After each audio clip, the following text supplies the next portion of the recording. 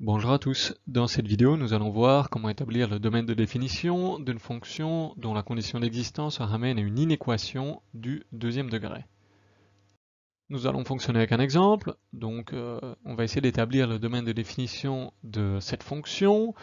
Ici la condition d'existence c'est que le contenu de la racine doit être positif, ce qui revient à une inéquation du deuxième degré.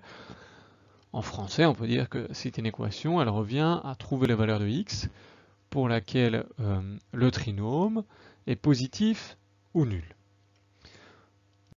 L'exercice revient donc à résoudre cette inéquation du deuxième degré. Pour ça, on va devoir se rappeler un peu la théorie pour le signe d'un trinôme du deuxième degré. Cette théorie, elle se résume dans la loi du signe. Cette loi, elle dit, dans un trinôme ax carré plus bx plus c, le trinôme prend le signe du coefficient de x carré, donc le signe de a ici, pour toute la valeur de x, sauf les valeurs de x égales aux racines lorsqu'il y en a où le trinôme est nul, et les valeurs de x comprises entre les racines lorsqu'il y en a où le trinôme est de signe contraire à celui du coefficient de x carré, donc de signe contraire au signe de a. On voit que ce qui est très important pour structurer le signe d'un trinôme, du coup, c'est les racines. Elles interviennent dans les deux exceptions qu'on a au fait que le trinôme prend le signe de a. On va donc commencer par calculer les racines du trinôme x carré plus 2x moins 15. Classiquement, on peut le faire en utilisant la méthode du discriminant. On calcule delta égale b carré moins 4ac. Ici, ça nous donne 64. On peut ensuite calculer les deux racines avec x1, x2 égale moins b plus ou moins racine de delta sur 2a. Ça nous fait moins 2 plus ou moins racine de 64, 8 sur 2 fois 1, 2.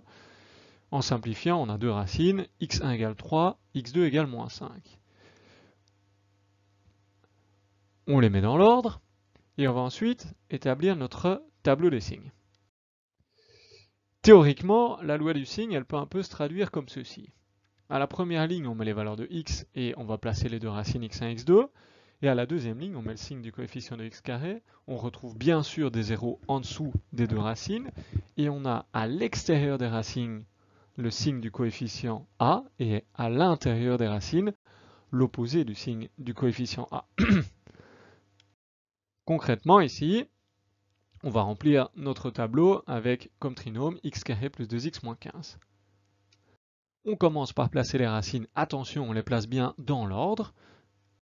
Ensuite, on met des zéros en dessous des racines. À l'extérieur des racines, on va placer le signe du coefficient a.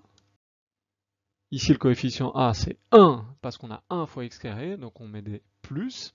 Et à l'intérieur, on met l'opposé du signe du coefficient a, donc des moins. On a terminé de remplir le tableau de signes. Maintenant, il faut faire le lien entre le tableau de signes et notre inéquation qui résultait de notre condition d'existence. Vu que le trinôme doit être plus grand ou égal à 0, on va venir dans le tableau sélectionner les valeurs de x qui correspondent à des plus et des zéros.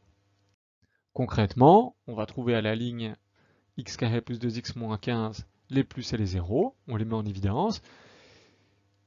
On voit que ça correspond au niveau de la ligne x aux valeurs de x plus petites ou égales à moins 5 ou aux valeurs de x plus grandes ou égales à 3. Et à partir de ça, on peut établir notre domaine de définition comme une union de deux intervalles. Tout d'abord un intervalle qui va de moins l'infini à moins 5 compris, et ensuite un intervalle qui va de 3 à plus l'infini, 3 compris. Et bien voilà, nous avons établi le domaine de définition d'une fonction avec une condition d'existence qui se ramène à une inéquation du deuxième degré.